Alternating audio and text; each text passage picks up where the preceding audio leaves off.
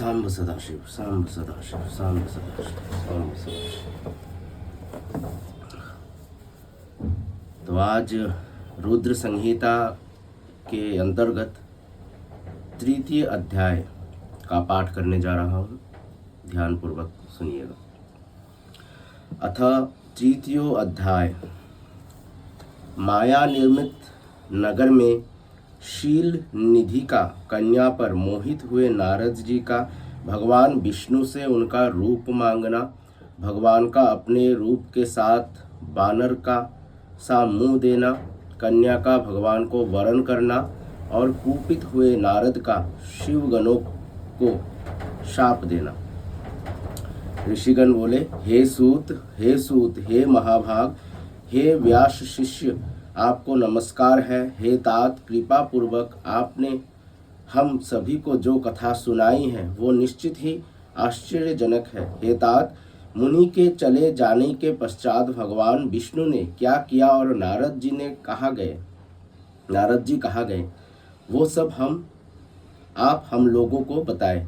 व्यास जी बोले, उन ऋषियों की बात सुनकर पौराणिकों में श्रेष्ठ तथा बुद्धिमान सूत जी नाना प्रकार की सृष्टि करने वाले शिव का स्मरण करके कहने लगे।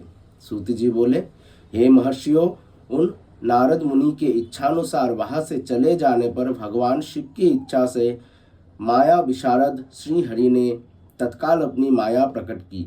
उन्होंने मुनि के मार्ग में एक विशाल 100 योजन विस्तार वाले अद्भुत तथा अत्यंत मनोहर नगर की रचना की। भगवान ने उसे अपने वैकुंठ लोक से भी अधिक रमणीय बनाया था। नाना प्रकार की वस्तुएं उस नगर की शोभा बढ़ाती थी। वहाँ स्त्रियों और पुरुषों के लिए बहुत से विहार स्थल थे। वह नगर चारों वर्णों के लोगों से युक्त था। वहाँ शील निधि नामक ऐश्वर्यशाली राजा राज्य करते थे। वे अपनी पुत्री का स्वयंवर करने के लिए उद्धत थे।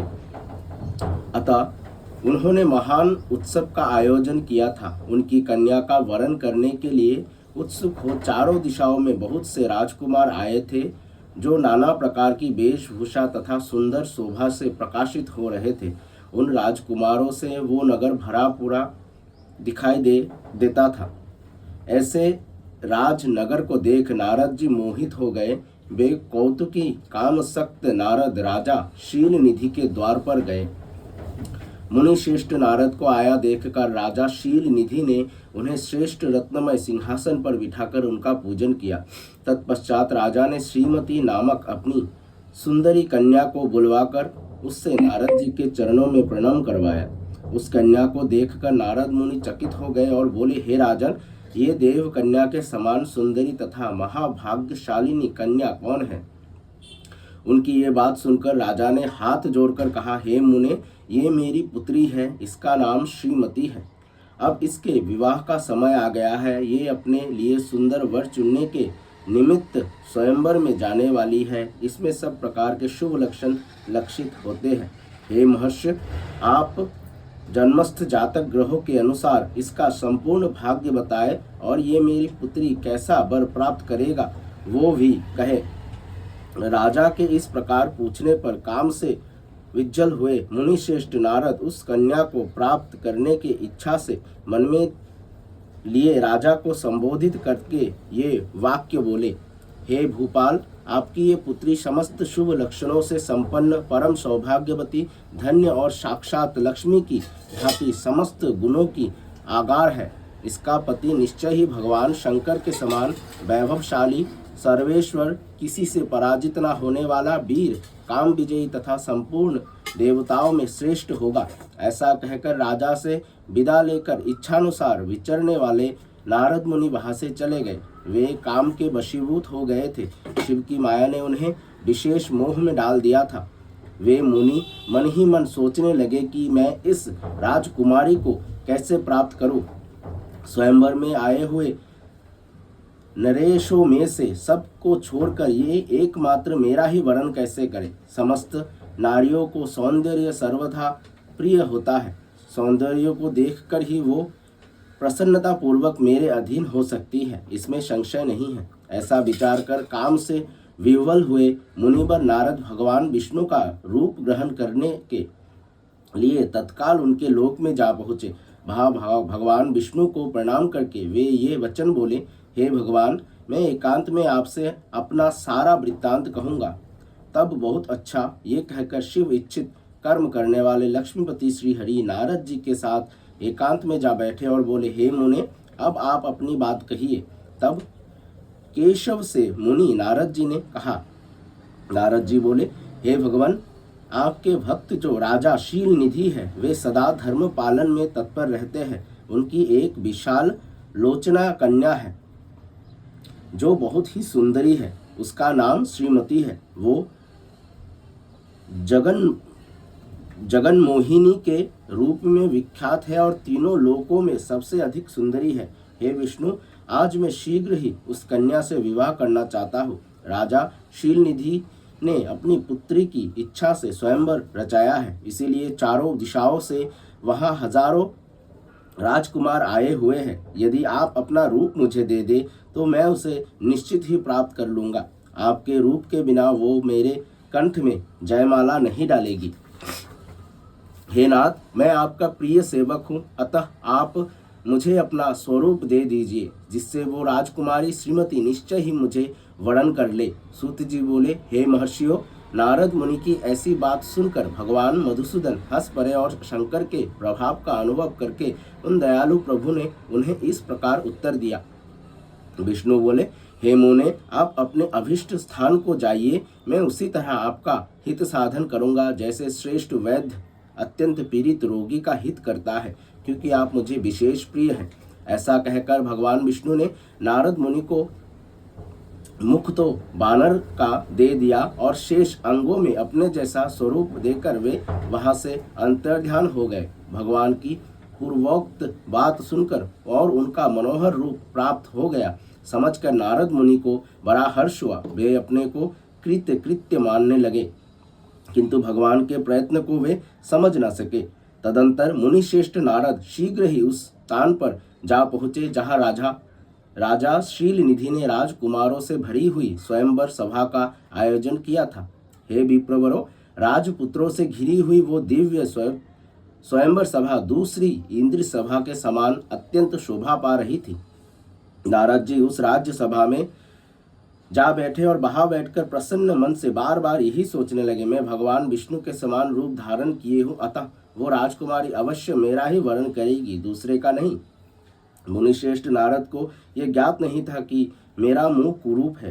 हे विप्रो, उस सभा में बैठे हुए सभी मनुष्य ने मुनि को उनके पूर्व रूप में ही देखा। राजकुमार आदि कोई भी उनके रूप परिवर्तन के रहस्य को ना जान सके। वहां नारद जी की रक्षा के लिए भगवान रुद्र के 2 गण आए थे, जो ब्राह्मण का रूप धारण करके गूढ़ भाव से वहां बैठे थे। वे ही नारद जी के रूप परिवर्तन के उत्तम भेद को जानते थे। मुनि को काम विशेष मूढ़ हुआ जानकर वो दोनों गण उनके निकट गए और आपस में बातचीत करते हुए उनकी हंसी उड़ाने लगे। देखो, नारद का रूप तो निश्चित ही भगवान विष्णु के समान श्रेष्ठ है, किंतु मुख बानर के समान विकट और महाभयंकर। काम मोहित ये व्यर्थ में ही राजपुत्री को प्राप्त करने की इच्छा कर रहे हैं। इसी प्रकार की कपटपूर्ण बातें कहकर वे नारद का उपहास करने लगे। मुनि तो काम से विह्वल थे, अतः उन्होंने उनकी यथार्थ बात भी अनसुनी कर दी। वे मोहित हो उस श्रीमती को प्राप्त करने की इच्छा से उसके आगमन की प्रतीक्षा करने लगे। इसी बीच स्त्रियों से घिरी हुई वो सुंदरी राजकन्या अंतपुर से वहां आई। अपने हाथ में सोने की सुंदर माला लिए हुए वो शुभ लक्षण राजकुमारी स्वयंवर के मध्य भाग में लक्ष्मी के समान खड़ी हुई अपूर्व शोभा पा रही थी। उत्तम व्रत का पालन करने वाली वो भूप कन्या हाथ में माला लेकर अपने मन के अनुरूप वर का अन्वेषण करती हुई सारी सभा में भ्रमण करने लगी। नारद मुनि का भगवान विष्णु के समान शरीर तो बानर जैसा मुंह देखकर वो कुपित हो गई और उनकी ओर से दृष्टि हटाकर प्रसन्न मन से दूसरी ओर चली गई। स्वयंवर सभा में अपने मनोवांछित वर को ना देखकर वो दुखित हो गई। राजकुमारी उस सभा के भीतर चुपचाप खड़ी रह गई और उसने किसी को गले में जयमाला नहीं डाला। इतने में राजा के समान वेशभूषा धारण किए हुए भगवान विष्णु वहां आ पहुंचे। किन्हीं दूसरे लोगों ने उनको वहां नहीं देखा, केवल उस कन्या ने ही उन्हें देखा। भगवान को देखते ही उस परम सुंदरी राजकुमारी का मुख प्रसन्नता से खिल उठा। उसने तत्काल ही उनके कंठ में वो राजमाला पहना दी। राजा का रूप धारण करने वाले भगवान विष्णु उस राजकुमारी को साथ लेकर तुरंत अदृश्य हो गए और अपने धाम में जा पहुंचे। इधर सब राजकुमार श्रीमती की ओर से निराश हो गए। नारद मुनि तो काम वेदना से आतुर हो रहे थे, इसलिए वे अत्यंत विह्वल हो उठे। तब वे दोनों विप्र रूपधारी ज्ञान विशारद रुद्रगण काम विह्वल नारद जी से कहने लगे। गण बोले, हे नारद, हे मुने, आप व्यर्थ ही काम से मोहित हो रहे हैं और सौंदर्य के बल से राजकुमारी को पाना चाहते हैं। बानर के समान अपना घृणित मुंह तो देख लीजिए। सूत जी बोले, हे महर्षियों, उन रुद्रगणों का ये वचन सुनकर नारद जी को बड़ा विस्मय हुआ। वे शिव की माया से मोहित थे। उन्होंने दर्पण में अपना मुंह देखा। बानर के समान अपना मुंह देखकर वे तुरंत ही कुपित हो उठे और माया से मोहित होने के कारण उन दोनों शिवगणों को वहां ये शाप दे दिया, तुम दोनों ने मुझ ब्राह्मण का उपहास किया है, अतः तुम दोनों ब्राह्मणों के वीर्य से उत्पन्न राक्षस हो जाओ।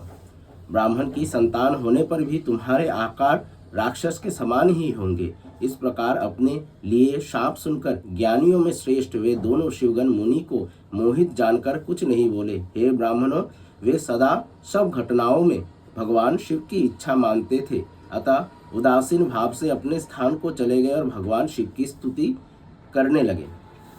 इस प्रकार शिव महापुराण के अंतर्गत द्वितीय रुद्र संहिता के सृष्टि खंड में नारद मोह वर्णन नामक तीसरा अध्याय पूर्ण हुआ। धन्यवाद। सांब सदाशिव सांब।